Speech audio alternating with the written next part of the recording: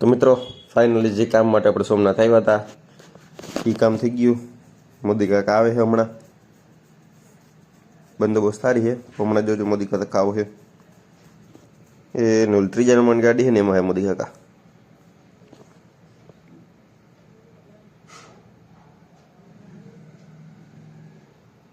જારી આ ગાડીમાં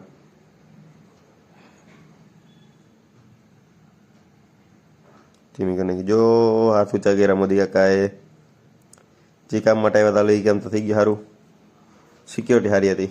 બાકી એ મસ્ત ગાડીઓની લાઈન હતી.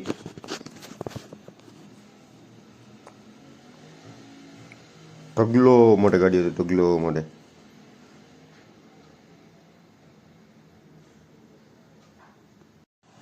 તો હાલો મિત્રો આપણે આગળ જઈએ.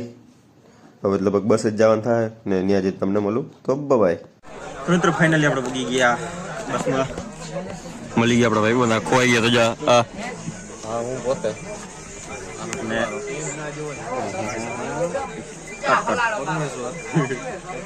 તો એ શું કહે ક્યારે ઉપાડે ખબર નથી. તડકો બળકો શું કહે બહુ થાય છે ને વાગવામાં 2 ને 7 છે. તો જોઈ ક્યારે ઉપાડે ને જમવાનું કરવાનું શું કરે પછી મળું તમને. તો મિત્રો ફાઇનલી નીકળી ગયા આપણે આપણી લોકેશને. ના જો ડખા ચકી હાલે, ડખા ચકી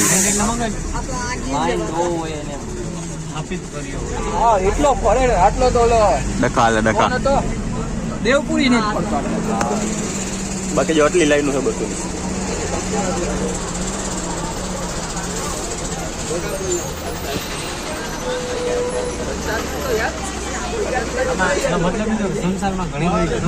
ચાલો હવે કેસ સ્ટોપ થાય તો ભલે, નક આપણે ડાયરેક્ટ લપકતા હોસ્ટેલ જ મળશું. તો બાય.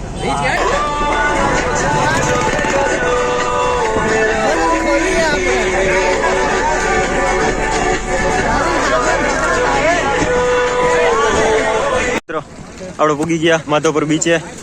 સાહેબ કે છઠ્ઠું સેમ હે ને છેલ્લી વાર શું કે આપણે બહાર જઈને ફરવા. તો આવી ગયા આપણે માધવપુર બીચે. તો લોકેશન જોઈ લ્યો ખાલી એક વાર, એકદમ મસ્ત. ને હવે હાલો સાહેબ બોલાવે તો આપણે જાય ને હાલો ડાયરેક્ટ તમને મળીએ હોસ્ટેલે. બાય.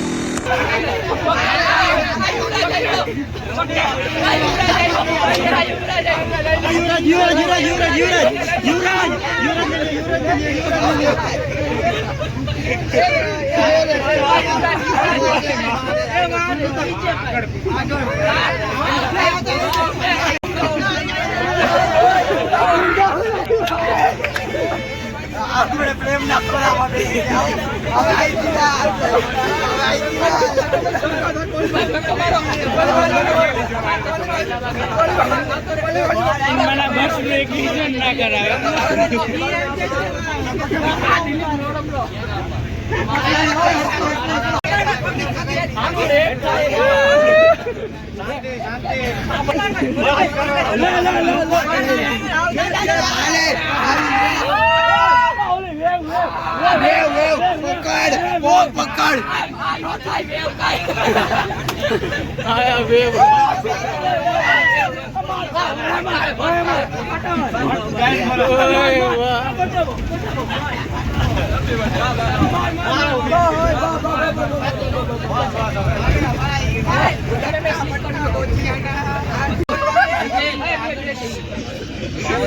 બધી ગયું મારું.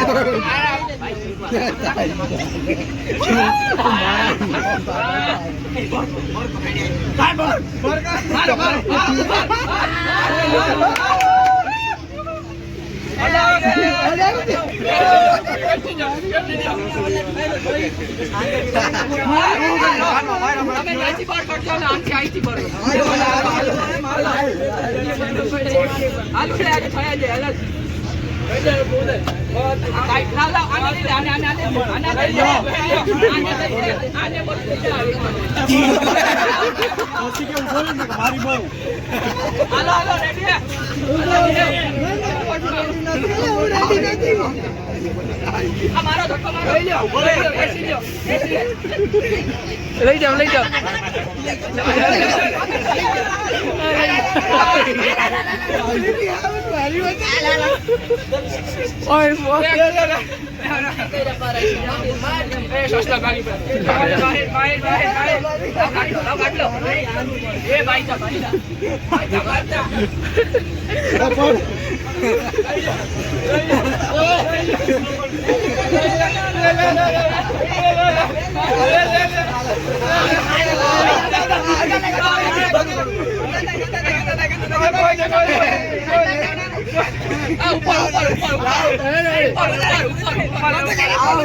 મુકા દે હાથ મુકા દે ઉપર ખેંચ કાઢે દો કાઢો યાર બસ હવે ડાકો મારો મસ્ત